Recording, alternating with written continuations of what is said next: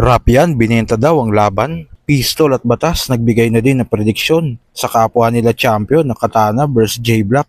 Alamin natin ang mga yan, so tara.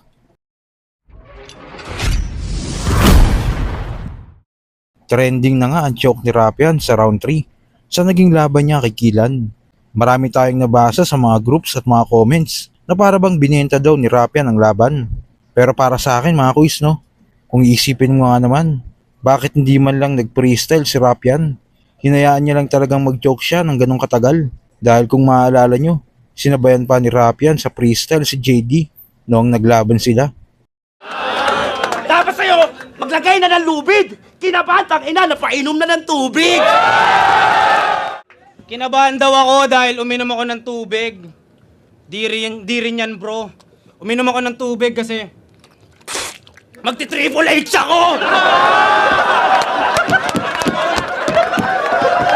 tanga! Sorry. Ano?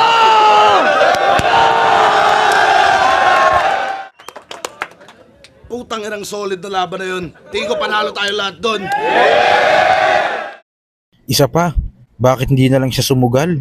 Na naglabas na lang sana siya ng CP kung talagang hindi niya maalala. At least matalo man siya. Na-spit niya yung baon niya. Anong nangyari? At ang huli, bakit nung round 3 na daw ni Manda sa laban nito kay Sak, tsaka niya naalala yung panimula niya sa round 3. Hindi ba siya na-curious na tignan yung CP niya at alamin kung ano ba talaga ang panimula niyang linya sa round 3? Naisip ko na lang yung simula ng round 3 ko pagbaba, parang round 3 na ata ni Manda nung sa laban niya ni Sak. Doon ko na naisip yung panimula ng round 3 ko. Kaya Pero sa kabilang banda, kung iisipin mo din, posibleng ibenta ni Rapian ang laban. Alam naman natin na matagal niya ng pangarap ang maging champion ng isa buhay. At siguradong hindi niya isusugal ang tiwala ni Enigma sa kanya at ang katayuan niya sa liga bilang battle MC. Ano't ano pa man na totoong nangyari, suportahan pa din natin si Rapian sa pagbabalik niya sa battle. Sa kabilang balita naman, bukas na ang labang J-Black vs Katana, main event ng Gubat 16.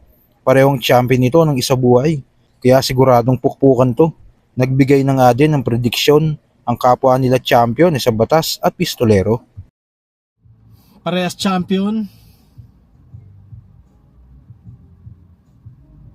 Hindi ko alam kung gaano ka-effective sa home court to si J-Black. Pero si Katana alam ko effective yan sa crowd talaga.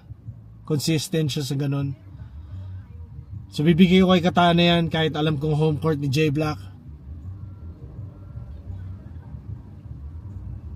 2-1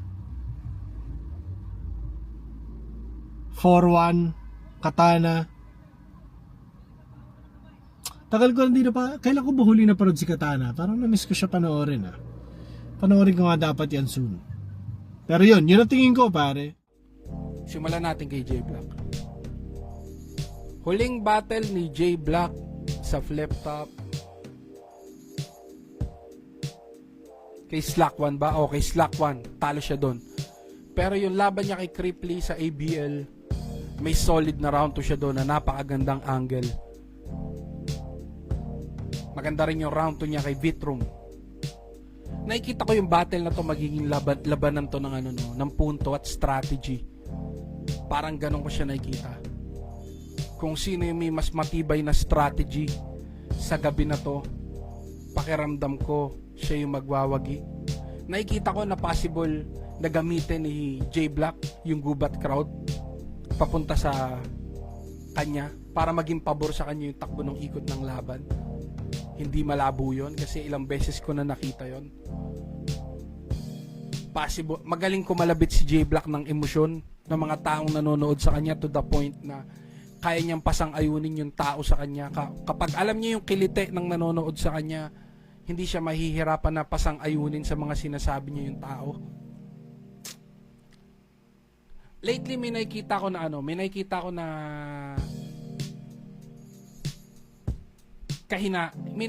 na konting silip dun sa current style na ginagamit ni J Black ngayon.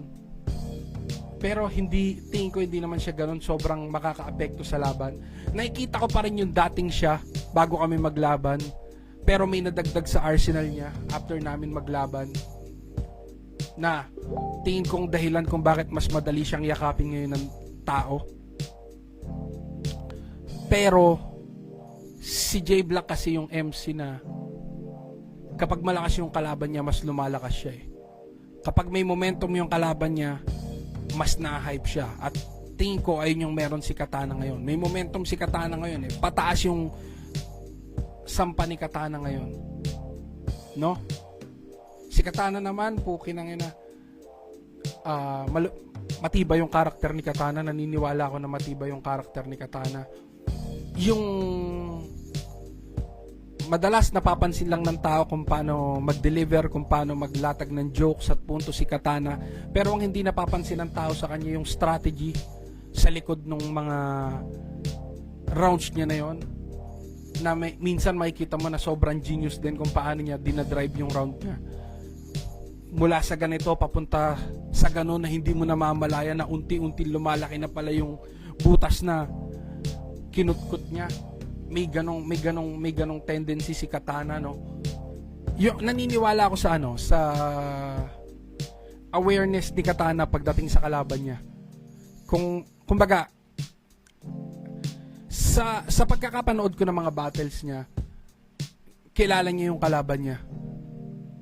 Alam niya kung ano yung dapat niyang silipin sa kalaban niya para madala niya yung battle papunta sa kanya. Once na naging effective yung mga silip na yon, tangina mahirap nang agawin sa kanya yung round. Kahit sabihin mo na sobrang simple lang kadalasan ng mga napapalanding niya, pakiramdam ko yun na rin yung mismong punto. Simple, nagagawa niyang effective. So ibang strength din yon. Para sa ibang MC na masyadong dumidiin sa mga bars, pwede na lang sabihin na wala silang respeto sa ganong style. Pero kumbaga ako naniniwala ako na may kakaibang power din kasi yung ganun eh. Ayun na nga yung mismong punto men eh. Nandito na tayo sa era ng battle rap kung saan lahat gusto na maging technical, lahat may laro na, lahat kailangan may matibay na construction, may matibay na ganyan, may matibay na ganito. Pero the fact na ma-manage niyang gawing effective, hindi lang sa crowd, kundi sa kapwa niya MC. Yung simpleng approach, ibig sabihin may something doon sa mga linya na yon na hindi mo maaalis o hindi mo pwedeng i-invalidate o kung ano man. Pakiramdam ko nagmo-momentum pa rin si Katana hanggang ngayon. Habang si J Black naman may taas-baba yung performances niya pagkatapos ng isang mataas na peak na naabot niya, bumalik siya ulit sa pagtataas-baba. Medyo hirap ako sa isang to, no? Putangin, ang dami kong sinasabi pero hindi ako makapagdesisyon kasi medyo pantay sila sa kung paano ko nakikita. Sobrang pantay sila sa kung paano ko nakikita. Nakikita ko na mas Katana to ng sobrang slight lang. So kayo ba mga kuys, anong expectation nyo sa mangyayaring Gubat 16? At totoo kaya na binenta ni Rapia ng laban para sa pera? Kung ano man ang saloobin mo, comment mo lang sa baba na mapag-usapan natin yan. So yun lang, God bless. Tayo lang boss.